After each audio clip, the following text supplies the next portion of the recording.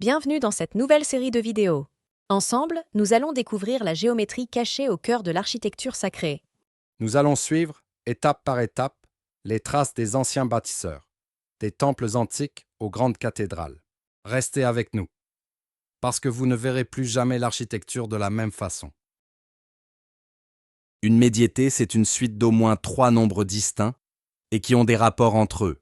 La moyenne entre deux extrêmes d'une suite de 3 nombres était appelée le moyen terme par les anciens mathématiciens.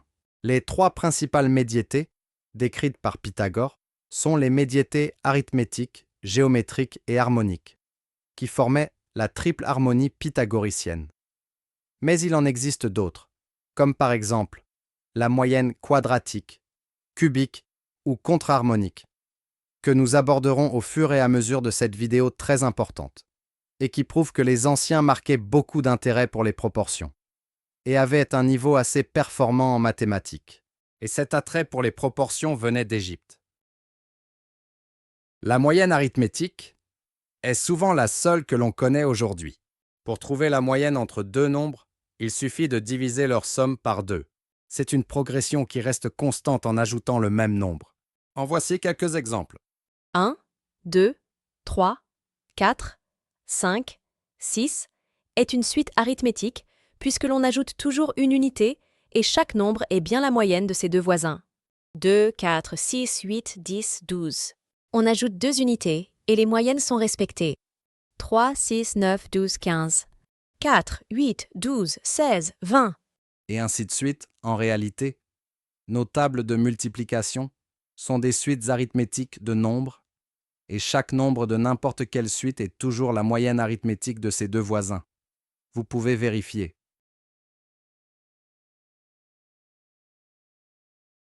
La moyenne géométrique entre deux nombres, c'est le nombre qui permet d'obtenir une progression constante à l'aide d'un produit.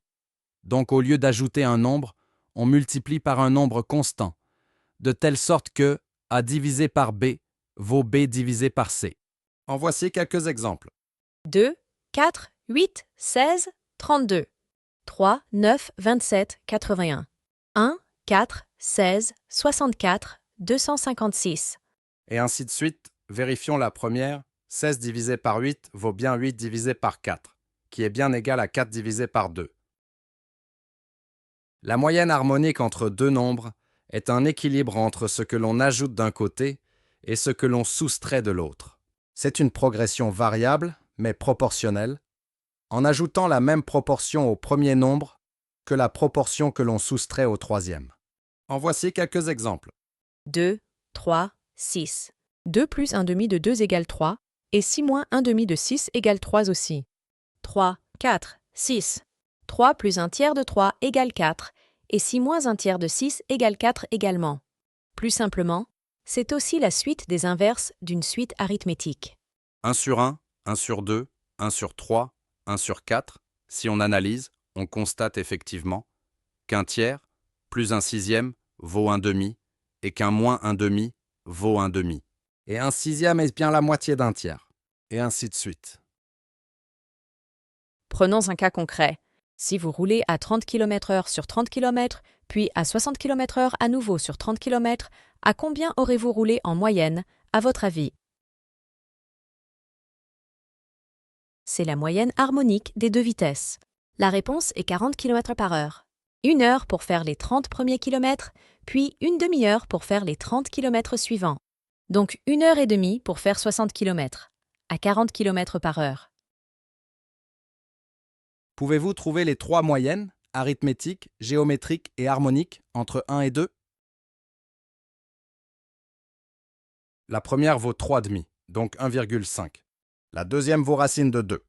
La troisième vaut 4 tiers, ou 1,333. Les anciens mathématiciens grecs disaient que la médiété géométrique était la seule qui soit une vraie proportion, et elle était parfois appelée analogie. C'est le dessin du milieu. Le trapèze de gauche est semblable au trapèze de droite, donc c'est plus harmonieux que de découper le trapèze de départ au centre de sa base. Vous comprenez donc maintenant toute l'importance de la racine carrée d'un nombre. On ne sait pas comment les anciens appelaient la racine d'un nombre, mais c'est un fait certain qu'ils pouvaient les calculer et qu'ils les utilisaient en architecture. Analysons cela géométriquement à présent. Au chapitre 13 sur les racines des nombres, nous avons vu que la hauteur d'un triangle rectangle de diamètre 8, au départ d'une unité, valait la racine de 7, puisque le diamètre valait 1 plus 7. Racine de 7 est la moyenne géométrique entre 1 et 7, puisque racine de 7 fois racine de 7 égale 7. Sachez que cette relation se maintient entre deux nombres différents de 1. Dans l'exemple ci-contre, la moyenne géométrique entre 4 et 9 vaut 6, puisque 4 fois 9 égale 36 et 6 est bien la racine de 36. Et à droite, la moyenne géométrique entre 3 et 7 vaut racine de 21. Donc retenez bien, pour trouver la moyenne géométrique entre deux nombres, il suffit de les dessiner bout à bout, de chercher le centre, c'est-à-dire la moyenne arithmétique, pour tracer le cercle passant par les deux extrémités, puis de tracer une verticale passant entre les deux nombres, c'est-à-dire une parallèle à la médiatrice qui relie les deux intersections entre les deux grands arcs de cercle, et la droite touchera le cercle à la bonne distance, et vous obtenez la moyenne géométrique, C. Cette notion est par exemple utile pour la quadrature du rectangle que l'on verra au chapitre 103. En ce qui concerne la moyenne harmonique, il suffit de travailler avec des triangles semblables. Géométriquement, si on a 3 et 6, tracer une perpendiculaire passant par 3 et une autre passant par 6, et tracer la même distance, A, de chaque côté. Relier l'extrémité supérieure au point de départ à gauche et l'autre à B, en croisant la droite horizontale. On trouve 4 sur l'horizontale, qui est bien la moyenne harmonique entre 3 et 6. À droite, à la règle et au compas, la moyenne harmonique entre 1 et 2 vaut 4 tiers, puisque 1 plus 1 tiers égale 2 moins 2 tiers, c'est-à-dire 1,333. Très important. 4 tiers est la moyenne harmonique entre 1 et 2. Ce sont des rapports que l'on a vus dans le chapitre 19 sur les rapports musicaux.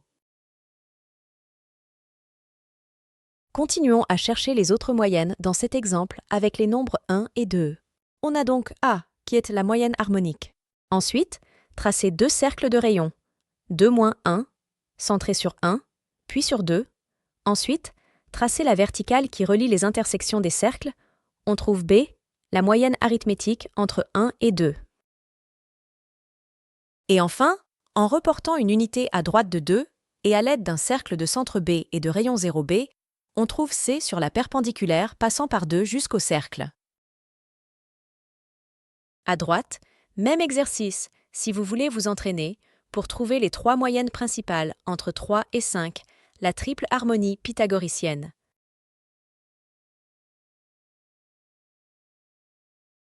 On trouve A, B et C, respectivement 15 quarts, 4 et racine de 15, donc 3,75, 4 et 3,873. À votre avis, quelles sont les trois doubles moyennes, arithmétiques, géométriques et harmoniques, entre 1 et 4? En effet, vous devez savoir que les anciens faisaient aussi ce genre d'exercice. Complétez cette suite par deux nombres pour obtenir les trois médiétés de la triple harmonie pythagoricienne.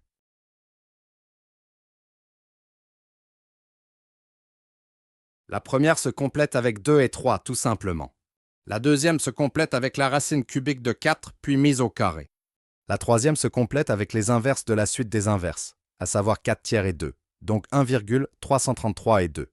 Vous commencez à comprendre le niveau des anciens mathématiciens. Parce qu'en effet, ils y parvenaient aussi de manière géométrique.